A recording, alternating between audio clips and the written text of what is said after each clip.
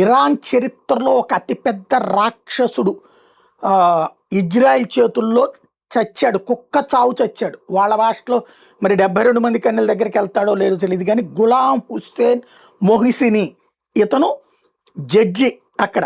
ఈ న్యాయమూర్తిని మామూలుగా న్యాయమూర్తుల్ని దేవుళ్ళుగా కొలుస్తారు, కానీ వీడు ఎంత రాక్షసుడంటే ఆ దేశంలో ఏదైతే వేలాది మంది ఆడపిల్లలకి పనిష్మెంట్లు ఇచ్చినోడు, ఉరి తీపించినోడు, కాల్పులు జరిపించి చంపించినోడు, నడి రోడ్డు మీద రాళ్లతో కొట్టించి చంపించినోడు, అట్లాంటి శిక్షలు వేసినటువంటి మత న్యాయమూర్తి అనమాట. వీడే ఆ దేశంలో నీచాతి నీచమైనటువంటి తీర్పులు చెప్పడంతో పాటు అక్కడున్న ఆడపిల్లల మీదన చివరికి ఆడపిల్లని అత్యాచారం చేసి చంపమని తీర్పులు ఇచ్చిన రాక్షసుడు వీడు.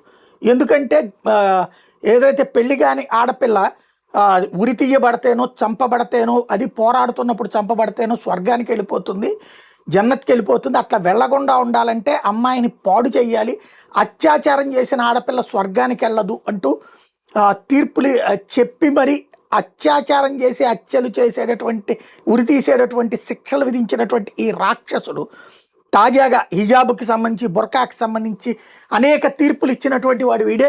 వీడిని ఇప్పుడు ఇజ్రాయెల్ చేసినటువంటి అటాక్లో, మిస్సైల్ అటాక్లో చచ్చాడు వీడు.